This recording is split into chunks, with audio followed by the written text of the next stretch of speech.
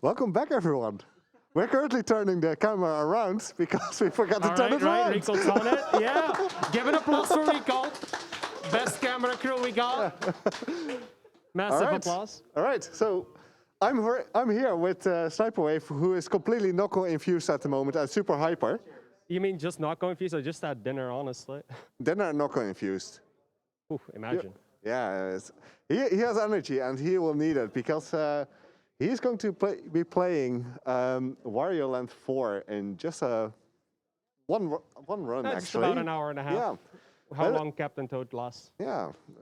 It has been 3 years since you've last shown off something in person. Are you looking forward to showing off Wario Land 4? Man, of course. It's once the pandemic kind of started, I was looking for new speed games, and I just picked this up. And ever since then, I have improved a lot. And I told myself, if I can get a 48 before on-site happens, I will submit this for BSG. And that's where I am right now. Yeah. Yeah, because Wario Land 4 is quite the departure from your usual speed games, like besides Kirby, that is. But most of your runs are RPGs. So what made you pick this up? The thing with that is that I kind of wanted to change. Since when I started really grinding down Valk profile, I found myself getting really angry at losing time to RNG over and over at the same places. So I thought to myself, what if I run a game that has as little RNG as possible? And because of my history as a watcher of speed games since way back in 2011, 2012, I stumbled upon Wario Land 4, which is a game that not only I know as a game overall. I'll just be holding this up unless Tex fixes that, by the way. Don't worry about it. But not only did I stumble across Wario 4, I just had very vivid memories upon reminiscing on that speed game as a whole. And that made me pick it up and just get better as things went along. All right. And when you pick up a run, like you really go all out with a run, like you grind it and you just want to get a top time. You're just 2 seconds short at the moment from getting the 3rd place spot, from bopping Shasta. What do you need to implement in your run to get those 2 seconds? So I don't know how many people have seen my D-Rust PB from about 2 days ago, but not choking late game would be nice. That's always nice. I'm 2 small input mistakes off from getting a 47 OX and just popping Shasta by 10 seconds. It's just going to be a matter of time at this point. All right. We're looking forward to it. Maybe tonight. Ooh, who knows? That would be really nice.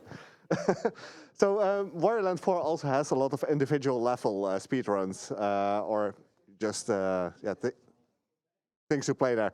What is your favorite individual level to do? There's 2 that kind of fit that bill for different reasons. First off is Wildflower Fields, because it's the first IL I've really focused on. It has a lot of cool tricks. There's a trick that used to be IL exclusive, and then just most of the top runners ended up picking that up for RTA eventually as well. And second of all, there's Pinball Zone, which is the longest IL in the game.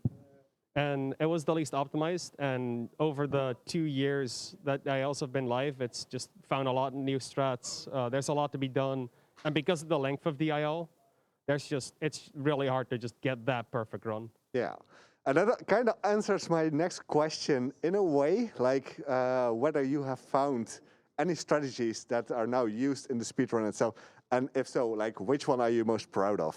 There's one that I'm really proud of, which is in Doodle Woods. While practicing with the level, I found a new setup by accident. And when we were looking at that setup, we found that we discovered that Wario's position determines the way the enemies spawn. And with that, I have inadvertently saved a lot more time in some other levels as well. Oh, and in the task. That's crazy. That's crazy.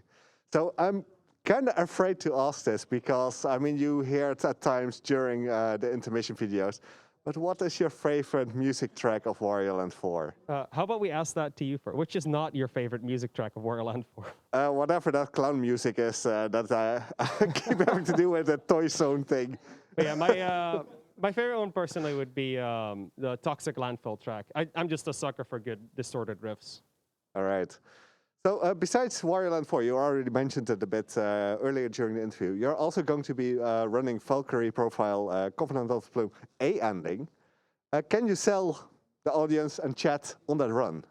There's a few things I can say about that. First off, I haven't shown off the new reroute completely. It is the original route itself it was the first route I've done completely solo. Didn't end up going that well, but through optimizing, cutting menus and everything, you're basically going to see the process that I've done on the route as the years went along. That is if RNG lets me. So the thing with A-ending is that there are a few unavoidable patterns where if the game decides that I'm not finishing a run, that run will be mercy killed. So either you're going to be seeing a really cool run with extremely clean routing, or you're going to see absolute comedy for 3.5 hours. I'm hoping for comedy here. Wow, rude. So I have one final question for you regarding Wario Land 4. When's world record? Soon, TM. That's a good answer. And with that, we've come to the end of the interview. Be sure to keep on donating, especially for Muramasa, in just a few runs from now. We want to see Fury Mode. I want to see Fury Mode. HY wants Fury Mode.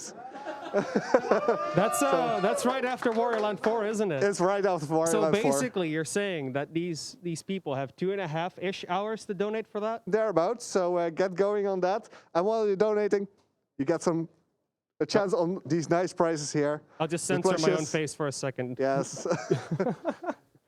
And with that, we're going to give it over to Captain Toad.